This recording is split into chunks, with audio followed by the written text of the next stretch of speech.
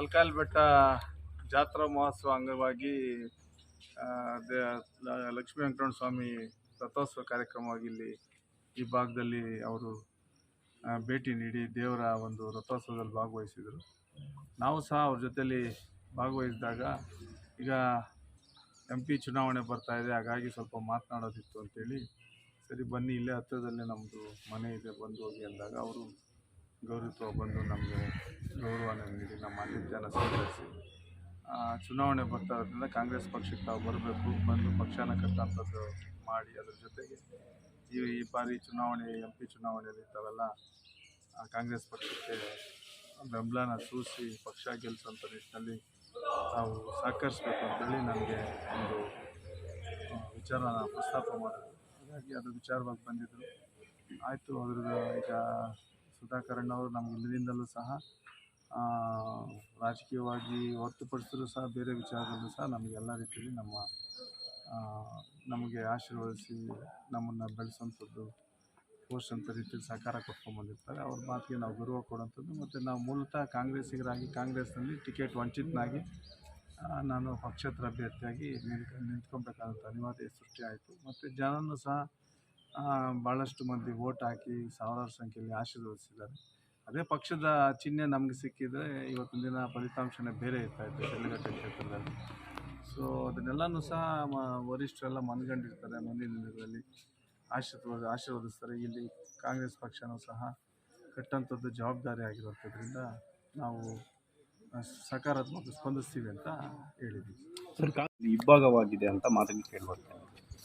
ಈಗ ಕಾಂಗ್ರೆಸ್ ಪಕ್ಷದಲ್ಲಿ ಈಗಾಗಲೇ ಅಧಿಕೃತವಾಗಿ ಕಳೆದ ಚುನಾವಣೆಯಲ್ಲಿ ರಾಜೀವ್ ಗೌಡರು ಅಂತೇಳಿ ಅಂತಿದ್ರು. ನಾವೂ ಸಹ ಕಳೆದ ಚುನಾವಣೆಯಲ್ಲಿ ಕಂಟೆಸ್ಟ್ ಮಾಡಿದ್ದರಿಂದ ಅದು ನೋಡೋರ ಕಣ್ಣಿಗೆ ಅದು ಇಬ್ಬರ ಓಟನ ವ್ಯತ್ಯಾಸನ ಗಣನೆಗೆ ತೊಗೊಂಡಾಗ ಅದು ಇಬ್ಬಾಗ ಅಂತ ಕಾಣ್ತೀವಿ. ಈಗ ಸಂಸದರ ಚುನಾವಣೆಯಲ್ಲಿ ಅದು ಕ್ರೋಢೀಕರಣ ಆಗಿ ಒಗ್ಗಟ್ಟಾಗಿ ಹೋದಾಗ ತಂತಾನಾಗೆ ಜನನೂ ಸಹ ಮನಸ್ಸು ಮಾಡಿ ಕಾಂಗ್ರೆಸ್ ಸರ್ಕಾರದ ಎಲ್ಲ ಒಳ್ಳೆ ಕಾರ್ಯಕ್ರಮಗಳು ಯೋಜನೆಗಳಿಂದ ಜನ ಕೈ ಹಿಡಿತಾರೆ, ಆಶೀರ್ವದಿಸ್ತಾರೆ ಅಂತೇಳಿ ನಾವು ನಂಬಿದ್ದೀವಿ. ಇವಾಗ ಏನಿಲ್ಲ, ಎಲ್ಲ ಒಗ್ಗಟ್ಟಾಗಿ ಆಗ್ತದೆ ಅಂತೇಳಿ ನನ್ನ ಭಾವನೆ. ಅಂದರೆ ಸ್ಥಳೀಯ ಈಗ ಲೋಕಸಭೆ ಚುನಾವಣೆಗಳಲ್ಲಿ ಸ್ಥಳೀಯವಾಗಿ ಕಾಂಗ್ರೆಸ್ ನಾಯಕರು ಇಬ್ಬರು ಒಗ್ಗೂಡ್ತಾ ಇದ್ದಾರೆ ಸರ್. ಈಗ ವರಿಷ್ಠರು ಸೂಚಿಸಿದ ಮೇಲೆ ಈಗ ನಾವು ಕಾಂಗ್ರೆಸ್ಗೆ ಹೋಗಿದ ಮೇಲೆ ಅವ್ರ ವರಿಷ್ಠರ ಆದೇಶ ಏನಿರ್ತೋ ಅದಂತೆ ನಾವು ಹೋಗಬೇಕಾಗ್ತದೆ. ಸರ್, ಕಾಂಗ್ರೆಸ್ ಪಕ್ಷ ತಮ್ಮನ್ನು ಬಳಸ್ಕೊಳ್ಳೋ ಥರನೇ ಇರ್ತಾರೆ, ಲಾಸ್ಟ್ ಮೂಮೆಂಟ್ ಬರೋ ಅಷ್ಟರಲ್ಲಿ ತಮ್ಮನ್ನು ಕೈ ಬಿಡ್ತಾ ಇದೆ. ಇದಕ್ಕೇನು ಹೇಳ್ತೀರಿ ಸರ್? ಈಗ ನೋಡಿ, ಈಗ ಕಾಂಗ್ರೆಸ್ ಪಕ್ಷ ಬಳಸ್ಕೊಳ್ಳೋಂಥದ್ದು, ಕೈ ಬಿಡೋಂಥದ್ದು ಇವೆಲ್ಲವೂ ಸಹ ಆಗೋಗಿದೆ. ಇದೆಲ್ಲ ಮುಗಿದೋದ ಅಧ್ಯಾಯ. ನಾವು ಇನ್ನು ಮುಂದಕ್ಕೆ ಹೋಗಲೇಬೇಕು. ಹಳೇದು ನೆನಪು ಮಾಡಿಕೊಂಡು ಅದರಿಂದ ನನಗೆ ನೋವಾಗಿದೆ ಅಂಥೇಳಿ ನಾವು ನೊಂದ್ಕೊಂಡು ಕೂರೋದಕ್ಕಿಂತ ಮುಂದೆ ಒಳ್ಳೆಯದಾಗ್ತದೆ ಅಂತೇಳಿ ಆಶಾಭಾವನೆಯಿಂದನ ಜನಗಳ ಒಂದು ಅಭಿಪ್ರಾಯನ ತೊಗೊಂಡು ನಾವು ಮುಂದೆ ಹೋದರೆ ಜನನೇ ಅಂತಿಮವಾಗಿ ಪಕ್ಷದಿಂದ ಬಂದ್ರೂ ಜನನೇ ತೀರ್ಮಾನ ಮಾಡೋದು, ಪಕ್ಷೇತರವಾಗಿ ಬಂದರೂ ಜನನೇ ತೀರ್ಮಾನ ಮಾಡೋದು. ಹಾಗಾಗಿ ಜನಾಶೀರ್ವಾದ ಸದಾ ನನ್ನ ಮೇಲೆ ಇರ್ತದೆ ಅಂತೇಳಿ ನನ್ನ ಭಾವನೆ. ನಾವು ಜನಗಳಿಗಾಗಿ ಕೆಲಸ ಮಾಡ್ತಾಯಿದ್ದೀವಿ, ನಮ್ಮ ಸಮಯ ಕೊಡ್ತಾಯಿದ್ದೀವಿ, ನಮ್ಮ ಗೊತ್ತಿರೋಂಥ ನಾಲೆಜು, ನಮ್ಮ ಕಾಂಟ್ಯಾಕ್ಟ್ಸು ಎಲ್ಲನೂ ಸಹ ಬಳಸ್ಕೊಂಡು ನಮ್ಮ ಕೈಲಾದ ಮಟ್ಟಿಗೆ ಶಕ್ತಿ ಮೀರಿ ಈ ಕ್ಷೇತ್ರನ ಅಭಿವೃದ್ಧಿಪಡಿಸೋದಕ್ಕೆ ಮತ್ತು ಸಾಮಾಜಿಕ ಸಮಸ್ಯೆಗಳಲ್ಲಿ ಭಾಗಿಯಾಗೋಂಥ ಪ್ರಯತ್ನ ಮಾಡ್ತಾಯಿದ್ವಿ.